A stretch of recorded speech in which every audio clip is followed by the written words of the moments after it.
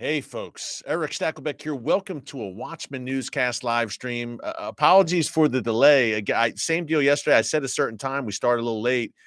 Technical difficulties, folks. What can I say? You've heard it a million times in your life, right? But really, just tough getting the stream going the past 2 days, but all good. And we are here with you now. Better late than never. And we've got a lot to talk about, obviously.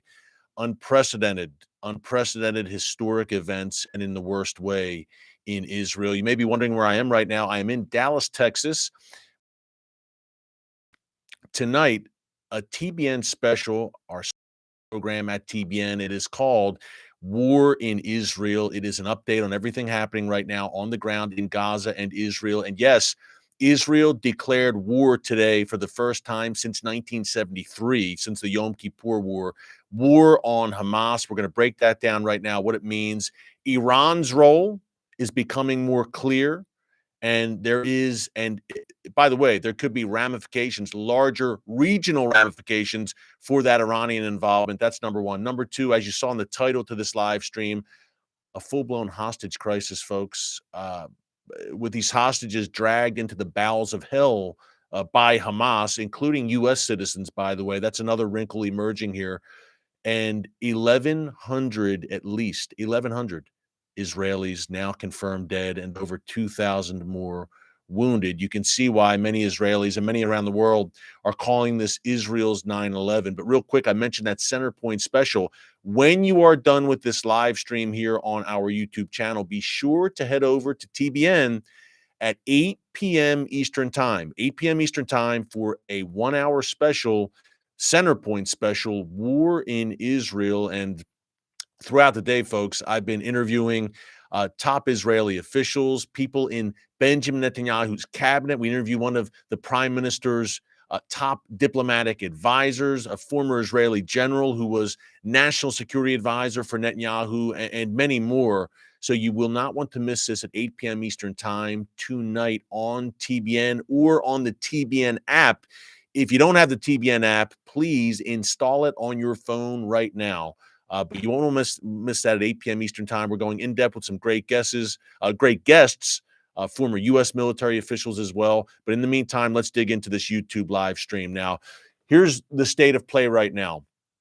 The key points I think that we want to hit on in terms of what is the state of play in Israel right now. Number one, I mentioned at the top, 1,100 Israelis now confirmed dead, over 2,000 wounded. Folks, you might say, well, you can't really compare that to 9/11. Some have said that. But folks, Israel is a nation of 9 million people.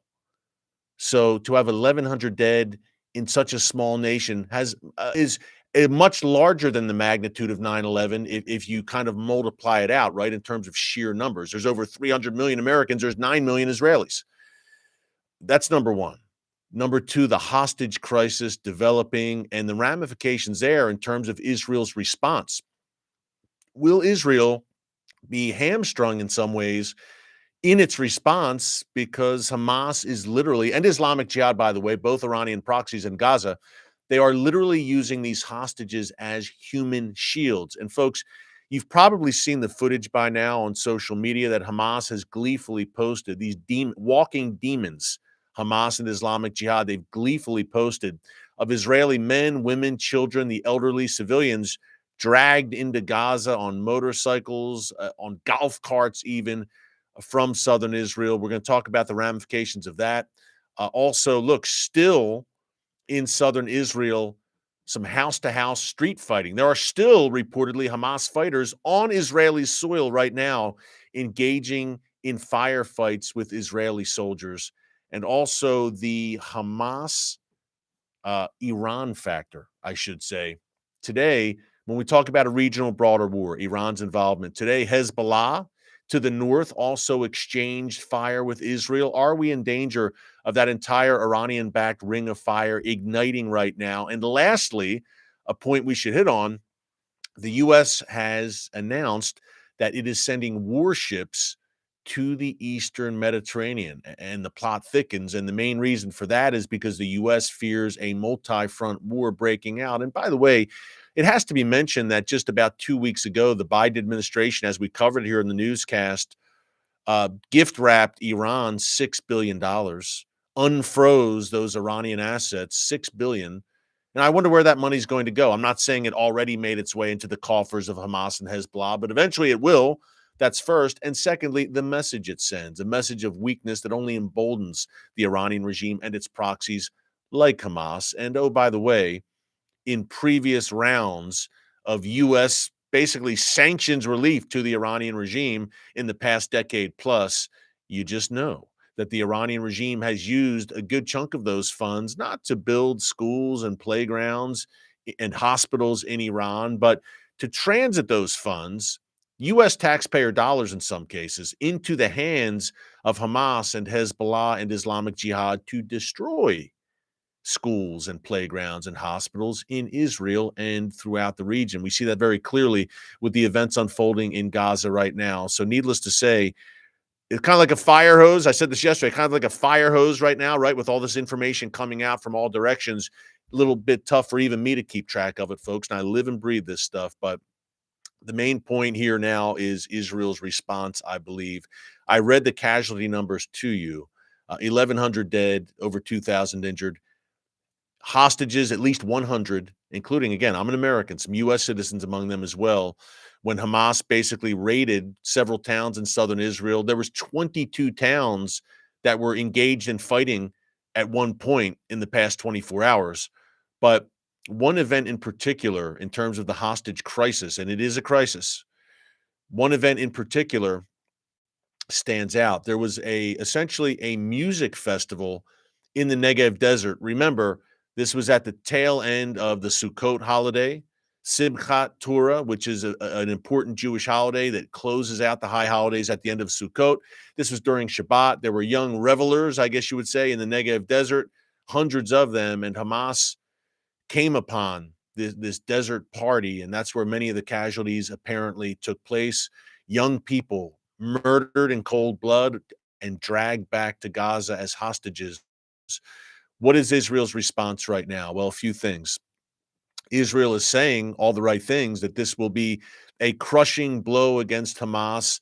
And we said this on yesterday's live stream. And by the way, if you miss any of our newscast, our live streams, you can check them out in our archives. And just so you won't miss any, be sure to subscribe and click the notification bell so you get alerts every time a new video is posted. We're coming to you every day, Monday through Friday. And as you can see, when there's breaking, world-changing news, history-changing news like we're seeing over the weekend here in Israel, we're coming to you on Saturday and Sunday as well. But you don't want to miss any of our updates, so be sure to subscribe. It's absolutely free, and get those notifications so you know when we're popping up, like we are on this Sunday evening. But an unprecedented attack calls for an unprecedented response from the Israel Defense Forces. That is what Prime Minister Benjamin Netanyahu is promising. That is what, in my interviews today for the Center Point special, which again, 8 p.m. Eastern tonight on TBN and the TBN app, that is what one of Prime Minister Netanyahu's top advisors told me in our interview. It's what a former Israel Defense Forces international spokesperson told me as well, that Israel is in it to win it, so to speak, and a decisive victory will be achieved against Hamas. That's been the message out of the Israeli government. It's the right message, but folks, let me tell you, if there's not follow through on that message, listen, the current government already is going to have a lot of questions to answer about what appears to be a massive intelligence failure for Hamas to breach the security fence along the Gaza-Israel border and to carry out this massive, unprecedented massacre. Clearly, there was a major intelligence failure. The government's going to have to answer for this, apparently, just as it did after the Yom Kippur War 50 years ago. By the way, practically to the day, that surprise attack 50 years ago, then this surprise attack, October 6th, 1973, October 7th, 2023, dates that will live in infamy for Israel. In both cases, intelligence failure, surprise attack, Israel caught unaware and unprepared. And in 73, if you've watched the movie Golda, which was recently in theaters about Golda Meir, the former Israeli prime minister, there were hearings, and she had to give an accounting after the Yom Kippur War. How could this happen? And the current government, look, will eventually have to answer these questions, but that's down the road. In the meantime, and this should be the focus, the here and now, Israel achieve complete victory against Hamas. And complete victory isn't a strong enough term, folks.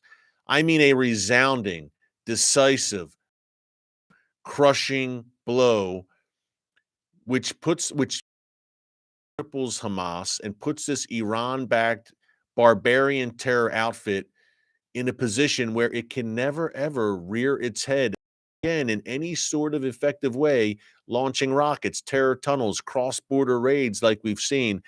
Hamas must be completely destroyed and eliminated and wiped off the face of the map. Just as they vow to wipe Israel off the face of the map, some of their favorite rhetoric, Hamas needs to be completely and utterly destroyed. Now, I don't know what comes after Hamas and Gaza. Hamas has ruled Gaza with an iron fist since 2007.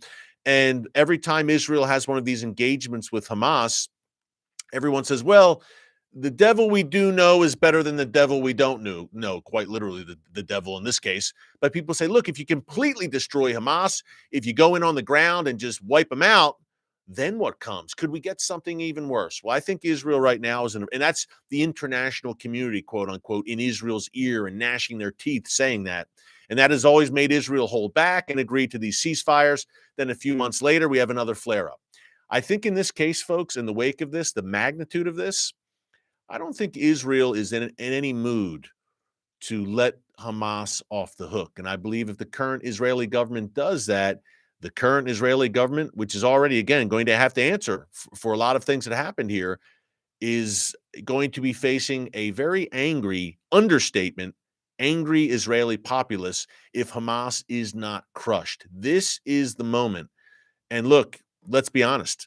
The world is anti-Israel, bar none, including in particular the Western mainstream media. Right now, in the wake of this, the world is mostly acting supportive of Israel and saying supportive things. But folks, you know as well as I, you've seen these previous Israeli campaigns in Gaza, that after a few days of massive Israeli strikes, and by the way, Israel must invade on the ground in this case. I don't see any way around it. I'm not a military strategist, but clearly massive airstrikes have not worked for the past 15 years. It sets back Hamas a bit. Hamas rearms, and then Hamas is in a position with Iranian help where it's conducting brutal cross-border massacres, killing over 1,000 Israelis. So clearly what Israel has done up until now has not worked. Deterrence, deterring Hamas. It hasn't worked. 15 years, really 20 years, over 20, but 15 since the first major conflict between Israel and Hamas, late 08, early 2009. 15 years since then, it's been these almost quarterly flare-ups and week-long operations. Then Israel agrees to a ceasefire, and we've, quote, established deterrence. Well, clearly you haven't, because this was the worst attack against Israel ever by Hamas, and the worst really since the Yom Kippur War. Other than the 1948 War of Independence and the 73 Yom Kippur War, this is the worst. It's much worse than the 2006 Israel-Hezbollah War. And this is the first time since the 1948 War for Independence that we're seeing the enemies of Israel, Islamic jihadist terrorists, literally Islamic Jihad, the organization, and jihadis like Hamas, in the streets on Israeli soil, engaging in house-to-house street fighting against Israelis. We haven't seen this since 1948 on this kind of scale. So to say Israel has to conduct a ground invasion, I think, and take this in a new direction, I think is common sense. Unfortunately, we live in times where common sense is not so common, especially among members of the international mainstream media, in particular in the West, where I am sitting. But it's a new day, folks, and the status quo, and the media loves that term when it comes to Jerusalem, right, and the Temple Mount, the status quo. Israel, you must obey the status quo. Well, guess what? In this case, the status quo in Gaza, I believe, is going to be out the window. And I was mentioning a minute ago, this is Israel's window. If it's going to have a game-changing, decisive victory over Hamas, you have a few days here where the world will say, well, Israel, you do need what you need to do to defend yourself. And this was horrible. We condemn it. Then after about a week, you and I both know, as I was saying, the world starts to gnash its teeth and say, "Oh, Israel, this is horrible what you're doing in Gaza." And all of the images come out. Pallywood is what we've called some of these fake images, play on Hollywood, Pallywood, that Palestinian terror groups like Hamas use, fake imagery of children crying. Then you, with the real photo, you zoom out and it's a much different story. And Israel, and we might have some haters on this live stream right now, and I'll say it, and this is really going to make for some gnashing of teeth among the haters and the anti-Semites and the Israel haters. How's this? Israel, along with the United States, are the two most humane fighting forces in human history. I repeat, there has never been a military in human history more humane and with stricter rules of engagement than Israel and the United States as well. And there you have it. And that's a fact. But what does Israel do? A barbaric, unprecedented attack. Does it warrant an unprecedented response from Israel? I believe it does, and I believe you're going to see that. And if you don't see that, again, this Israeli government will not be in power much longer. Benjamin Netanyahu, clearly seen as Mr. Security. Many have called him. I expect a very forceful, game-changing response from Bibi, no doubt. Folks, remember, things can never go back to the way they were. This is a complete Israel will never be the same after this. In many ways, the United States was never the same after this, after 9/11, I should say. Israel will never be the same after this. Never. This was a complete, massive, utter game changer. I'm not sure that Hamas knows what it unleashed here. And look, Israel is just right now recovering from this. And in the midst of it and getting its legs under it and getting its response ready, the cabinet's been meeting all day, the military's been meeting all day.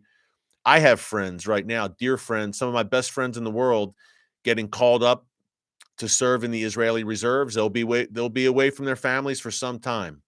The entire country is mobilizing, just as it did with the Yom Kippur War. Folks, the similarities, not only the date called of Yom Kippur, it's eerie.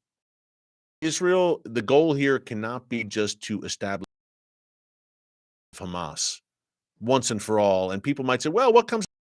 I think Israel right now is in the frame of mind that we'll deal with what comes next after Hamas is crushed, and then we'll deal with it. And I mentioned that window Israel has in a few days. Bet your bottom dollars, folks, that the world will be howling and the pressure for a ceasefire will ramp up. We shall see what Israel does. I don't have an idea what they're going to do, but they're discussing it right now. And if it doesn't involve a ground invasion of Gaza, then I don't see how it's going to change the game from what we've had already over the past 15 years. Also, in speaking of game changers, U.S. warships heading to the Eastern Mediterranean. What do you think, folks? Could that be a game changer? Now, we've seen these shows of force, U.S. warships heading to the region. We've reported on this on the newscast many times over the past few months. But in my view, Iran and its proxies don't believe that there is any teeth behind these moves from the United States. Great symbolic moves with the U.S. trying to send a message. But to my mind, the Iranian regime says they're not really going to use this force, the United States. They're not going to use these warships. And why would they think that? Well, I think it's pretty simple. The United States is practically begging the Iranian regime for a new Iranian nuclear deal. The United States is releasing billions of dollars to the Iranian regime. The United States has been struck in Iraq and Syria, U.S. forces, by Iranian-backed forces over 80 times since Joe Biden took office, and the U.S. has responded exactly twice to these attacks. Iran has plotted to assassinate U.S. officials on U.S. soil, former U.S. officials on U.S. soil, and still the Biden administration is clamoring for a deal.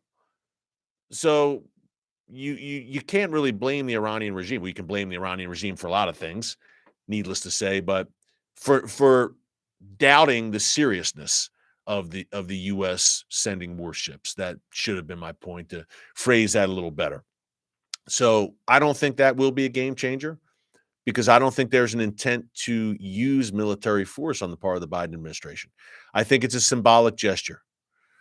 Maybe I'll be proven wrong. I'm not sure if this thing continues to escalate, which brings us to the other potential game changer, the Ring of Fire, Iran, Hezbollah. Uh, is this a game changer for Iran in all the wrong ways? I mentioned that I'm not sure if Hamas knows what it unleashed right now. Does Iran understand what it has unleashed in terms of Israel's response? And will Israel respond against the Iranian regime directly? More on that in a minute. I'm going to hold that thought. I'm going to give everyone a shout out right now who's watching. We've got a very active live chat. Thousands of people with us right now live here on the Watchman News channel. Hello, everyone from around the world. And folks, we live in Bible times, prophetic times.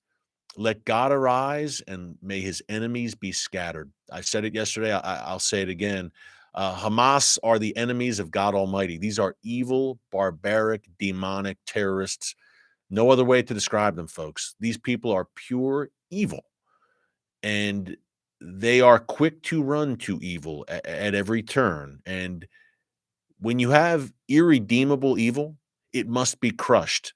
And that's what we're looking at right now. This Hamas movement, there's no turning around. There's no Hamas coming to the negotiating table and laying down its arms, because then it wouldn't be Hamas. The only solution here is the complete destruction of this organization, which brings us to the Iranian regime, the main benefactor of this organization. Now, just before I joined this live stream, the Wall Street Journal reported, and I don't know what you think of the Wall Street Journal, but this is a fact. Hamas and Hezbollah spokespeople told the Wall Street Journal that Iran had a hand in planning this attack.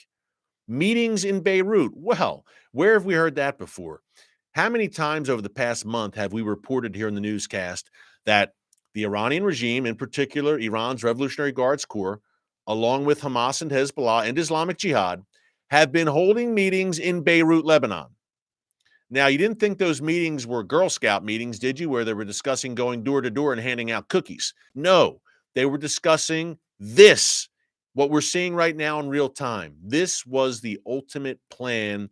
It was laid out. And Hamas and Hezbollah, they're so emboldened right now, folks. They're crowing about what they see as a massive victory over Israel and certainly a propaganda coup, and Israel exposed as weak. This is what they're saying. They're so bold and so confident right now that they're just boasting about it. They're saying, yeah, Iran helped us. And Iran is saying, yeah, we helped them and we support it. So much like the 1983 Marine barracks bombing, we've been talking about 50 years ago, Yom Kippur. What about 40 years ago, which, if I'm not mistaken, before 9/11, was the deadliest terror attack against U.S. assets, against U.S. citizens? The Beirut barracks bombing, 243 brave U.S. Marines slaughtered in cold blood by a Hezbollah terrorist sent by the Iranian regime. Iran's fingerprints on it. That's been confirmed, even by a former Iranian official recently. So we've got Iranian fingerprints on it. And the more we learn, I believe, folks, over the next few days and weeks, the more we will learn the extent of the involvement of Iran and Hezbollah. Which, again, I pose the question, and what do you think? You're listening to me now, but I want you all to continue to chat with each other and comment and questions and comments. I want to know what you think. That's why you're here on this live stream. You want to hear what I think? And guess what? I want to know what you think. Will Israel respond directly against Iran? Folks, I don't think there's any way they can in the wake of this. Now, what does directly mean? Does directly mean bombing Iran or an invasion of Iran or firing missiles at Iran? That's not what I'm saying.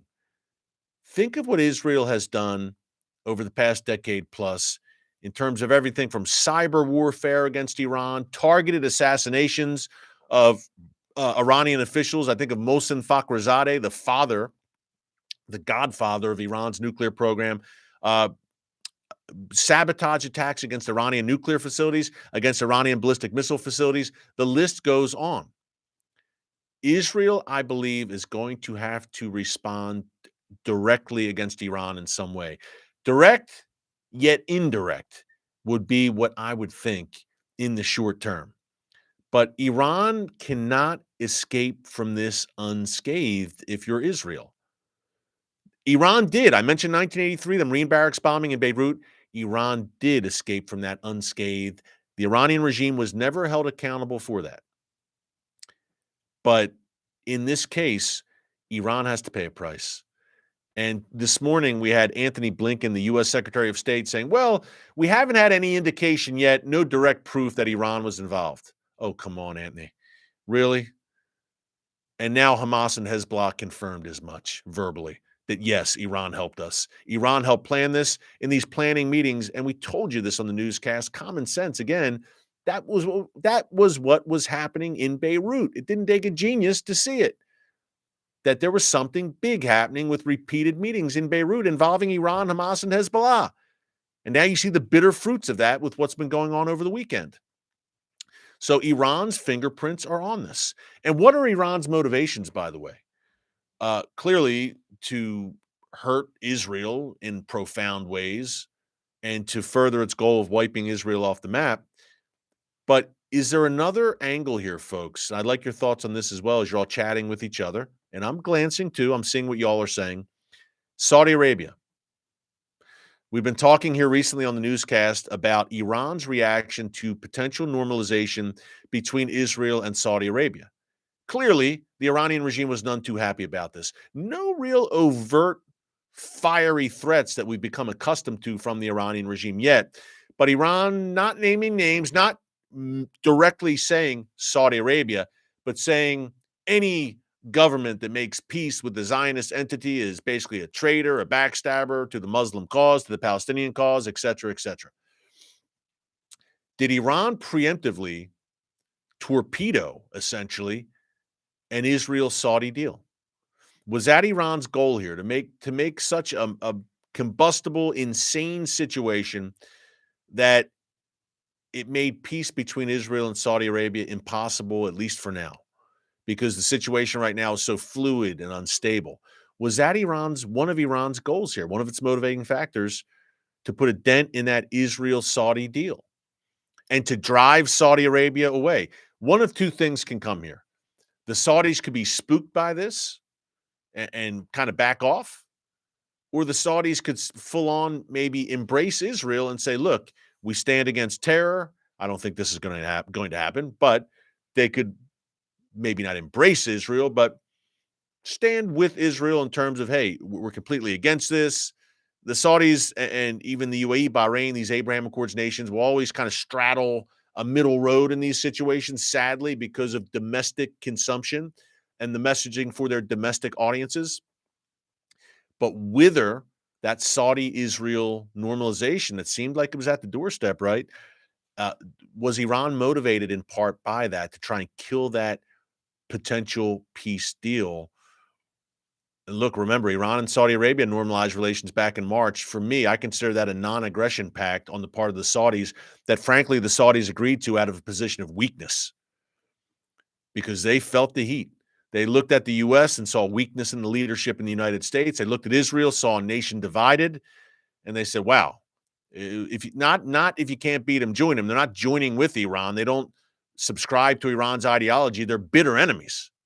The powerhouse of the Shia world and a nation that views itself as the powerhouse of the Sunni world. Nonetheless, the Saudis said, we're kind of in a position of weakness here. We can't rely on the U.S. The situation in Israel has become unstable politically. The Saudis see this as a non-aggression pact with Iran. Is that out the window if Israel and Saudi Arabia develop relations? And again, is Iran preempting that? Another fast. Lastly, Hezbollah firing rockets today. Not firing rockets, I'm sorry, but exchanging some shelling along the northern. Why did Hezbollah hold its fire? It seemed, and I'm glad it did, thank God, that another front wasn't open, but it would seem this was a perfect opportunity perhaps for Hezbollah, with Israel completely surprised here, clearly, in the south. And massive carnage, and Israel completely focused on the south right now, sending forces there, reserve soldiers, everything else.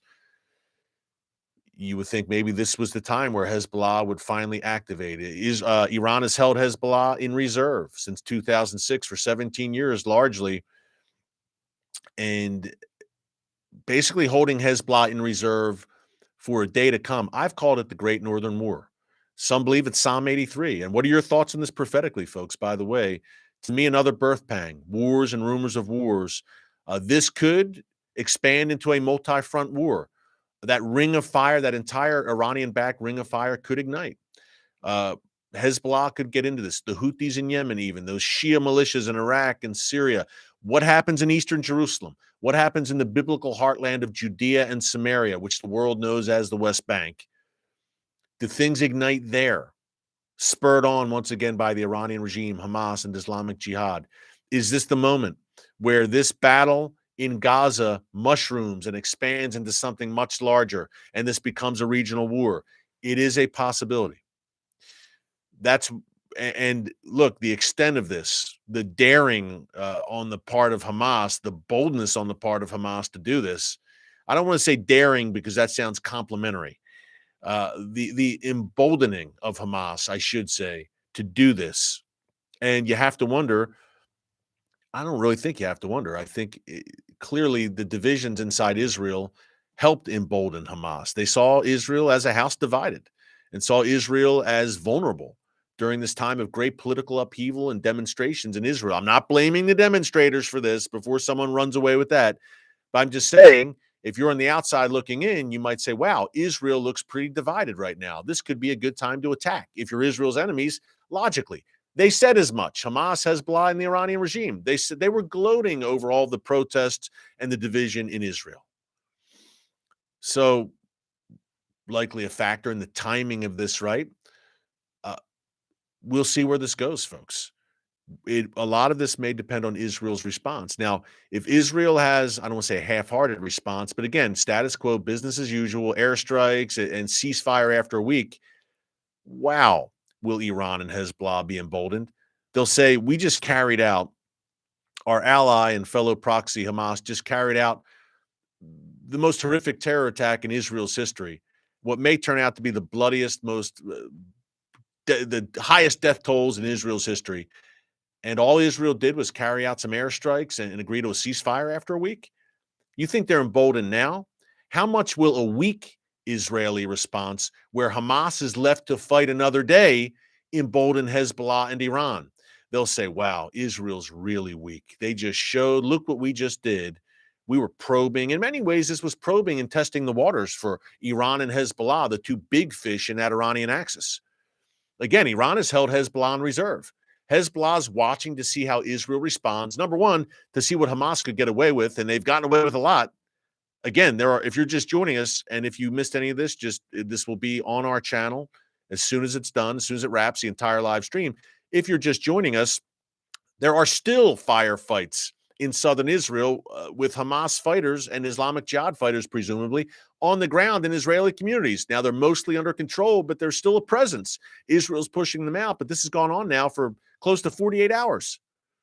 Secondly, at least 1,100 Israelis dead, over 2,200, probably 2,500, I think at this point, injured, and some 100 hostages dragged back into the bowels of Gaza.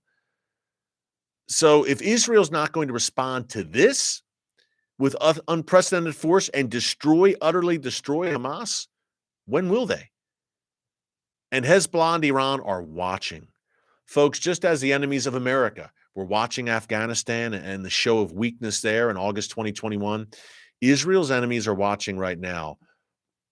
Hamas was, in some ways, a trial balloon. As horrible, horrific as this is, it could be magnitudes worse if this were Hezbollah, which is a much more advanced fighting force than Hamas. 150,000 rockets and missiles at least at its disposal, tens of thousands of fighters. The list goes on. So, folks, I got to wrap it up now. Again, we had a lot to talk about. We covered a lot. Pray for the peace of Jerusalem, all of Israel, southern Israel.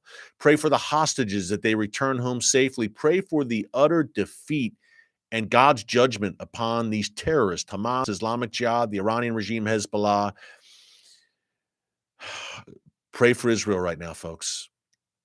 And tonight we will be, again, coming to you live on Centerpoint TBN, 8 p.m. Eastern Time, with an hour-long special breaking all this down more. Israel at war. It's overwhelming, folks, in many ways. Israel is my second home. Many dear friends of mine are on the front lines right now. Many communities I've spent time in the South have been ravaged. People I know, prayer works. Keep it up. Let God arise and let his enemies be scattered. Until 8 p.m. Eastern, TBN and the TBN app. Thanks for joining us. God bless you. And remember, now more than ever, never hold your peace.